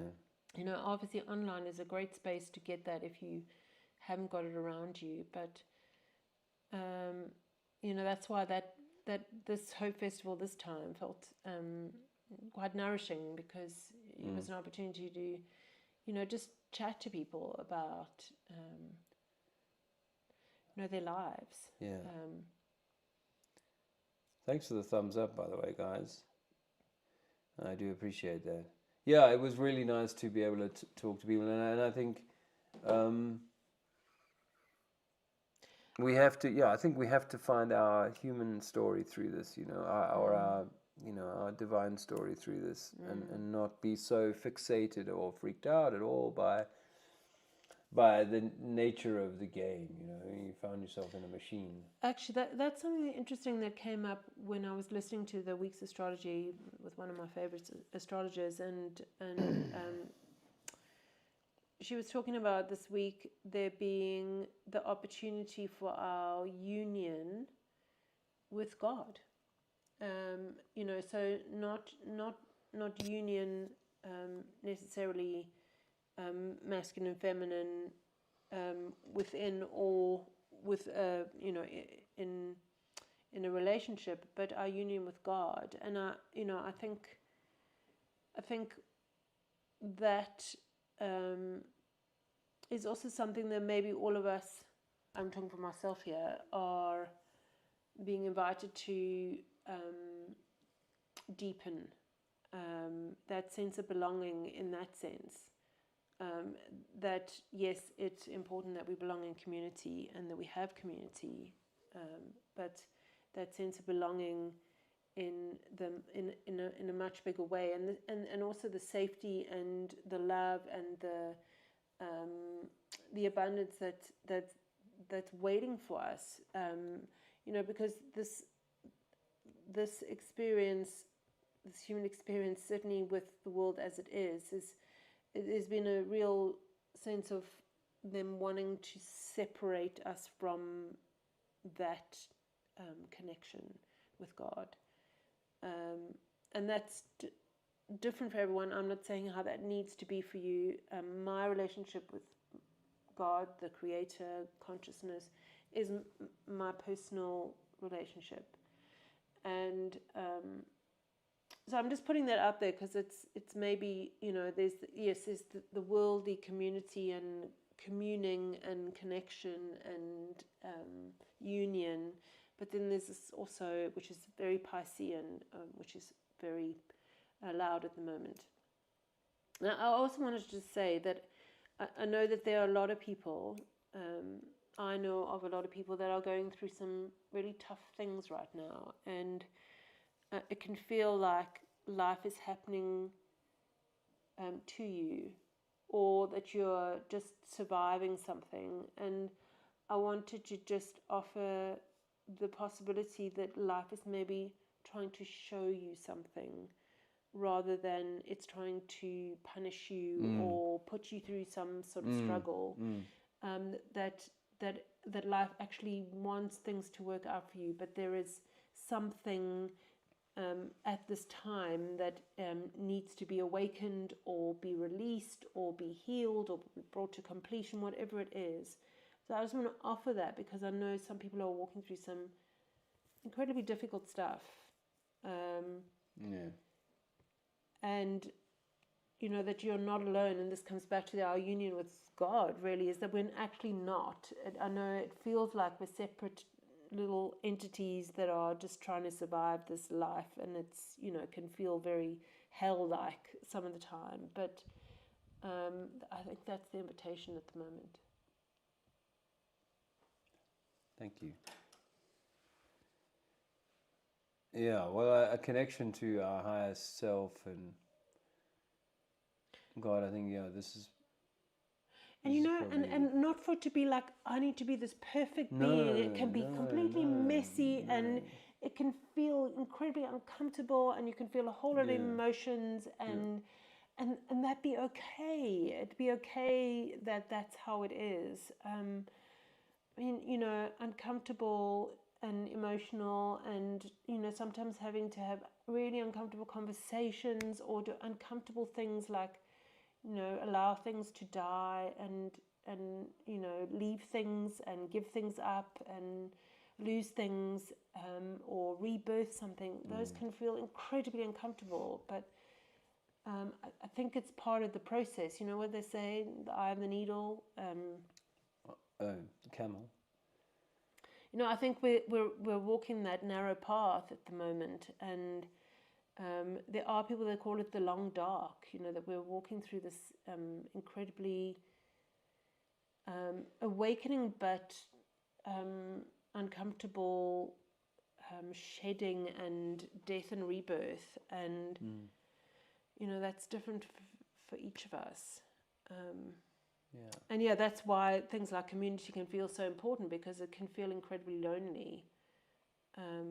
Well, our friend Liz, the Iron Maiden, she's going over to, where is it that Cammy lives? Connecticut?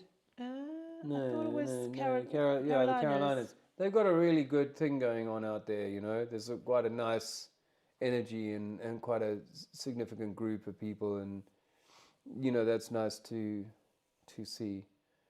But it does feel to me like, I don't know, maybe this game is like years and years and years down the track, and where will we be by then, I know we can't know the time and so on, but I'm also mindful that, like, there has to be a maturation of the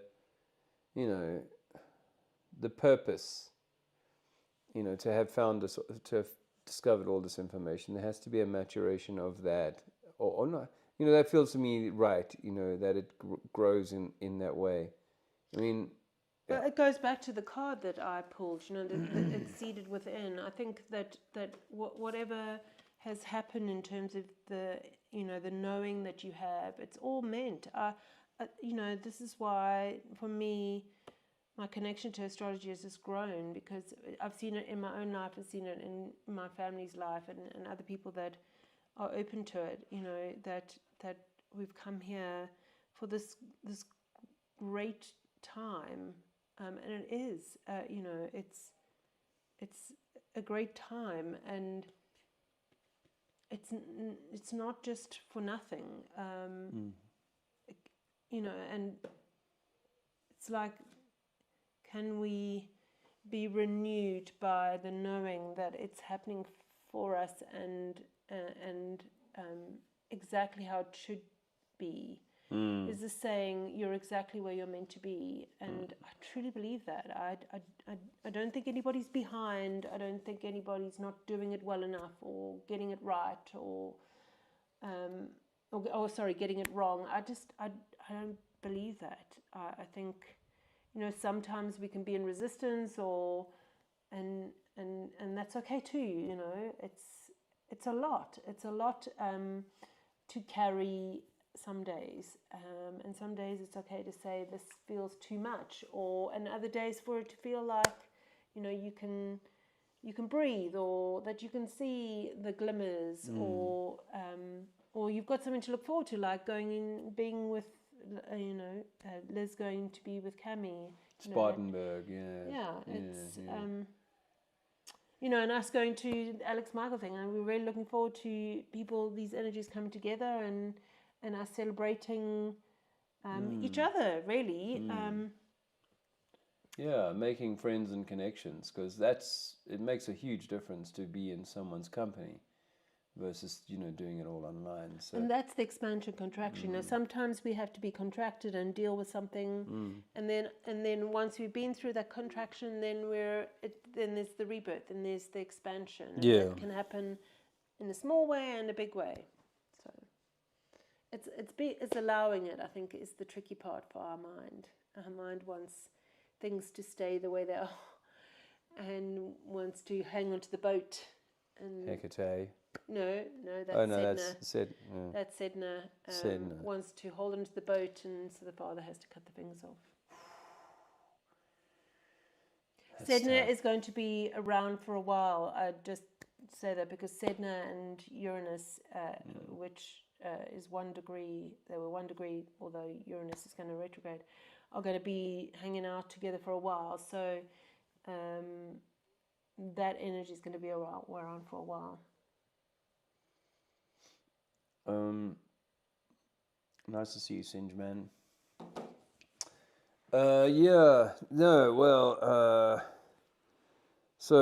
We in 2 weeks' time, 2 Fridays' time, we've got a meetup in Javier on the beach. We will try and maybe do a little bit of a live, so it'll be like we'll try. Where? How? Well, Dave's phone. You know, we're obviously, when it comes to phones, we've tried to have what we need to be in the world, but not have like the latest models or the, you know. I don't know if it's got anything to do with the latest model. I do think it does. It's a complete load of bollocks. Anyway, whenever we come to Europe, Dave's phone doesn't have connection. Yeah, you know, like you get the roaming thing now. You leave the country and you can get 5 gigs or whatever a month of roaming. I get none. Yeah, Dave's never works. Never works. Last time 2 years ago we were in Europe and it didn't work. And when I drove into Europe, like, but you can use my phone. You can use my phone, and you know you can still go into your. What about next Friday? Yeah, I will actually try. I will try. I mean, I can't promise because it's a bit weird to be at like a gathering, you know, in a party, and you don't mind if I just like walk around here with my camera. But you'll be doing activism on the Friday. I'll be doing activism on the Friday, yeah. So we won't be at the gathering yet. No. But I was thinking, you know, like obviously, you know, a little bit of at the party. Leaked footage. You know. Yeah, well, I've already had someone else who can't make it. Alex Michael, doing a shot of cognac. Well, no. I mean, what a shocker that would be. We would have to. I mean, there's going to be live music there. We'll have to. We'll have to give you some. Yeah. I mean, Alex did say everybody's going to have their black box with them. So. You know, in other words, they're going to have their phones there and they'll be filming. So we'll try and film some of it. But next Friday, I think next Friday we will be in an Airbnb. No, we should be with pins. So if possible, we'll try and. If we get a signal and the situation is set. Such that we will do another call next Friday night at the same time, I suppose. But the next few weeks are we'll try our best, but we've got quite a lot of travel ahead. We've got a lot of travel, you know. Yeah. And mean, we could shift it a different day if it works. We'll just give you a heads up beforehand, but we'll try wherever we can to. We've really missed Hippie Shake dropping the links there. I do appreciate you guys who have sent us a coffee. Yeah, it supported us. It supported us with giving kind words and that's always appreciated. A night on the mattress. Yeah. Etc. Etc. That if you are looking for the links, and we could be much better at this, but if you are looking for the links in Dave's YouTube, there you can see the link tree. There you go, look that's at that. mine.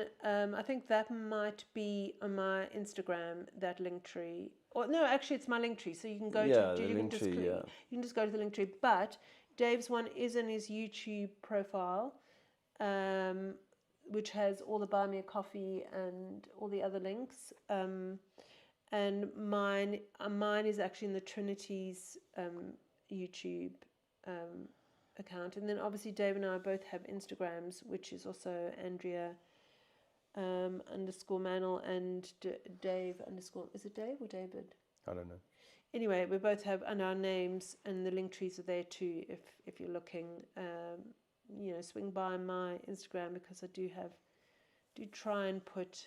She does good stuff on Instagram. I am obviously just like I'll throw something in there. I don't have really a relationship with my social media accounts. He doesn't, but he actually posts quite a lot lately, which is great because he's got good stuff to say, and so if you're interested, he does put stuff on Instagram too. It's more short form on Instagram. And the facial book. Yeah. More like, sometimes it's good practice, having the debate with people on certain things, or just expressing yourself in writing means that it's easier to recall and put it into a decent package when you're speaking it later on. Anyway, for us, our social media, it's still a part of our lives, and hopefully we just use it for the right things. So I think that's for everything: money, social media, technology, as long as it's being used for good. I don't know how good the view is out there. It's misty out there, but you can see the little towns down the valley and the big reservoir. I don't know if they can see that. No, it's a bit too dark now. Okay. Afraid we missed the best of the sunlight. Yeah. Sunset. But Dave can maybe do a video and post it. There is videos. I've done a few videos. If you watching my stuff anyway, you've probably seen that stuff. So that'll probably have to be it for this time, and then we'll see you guys in the next.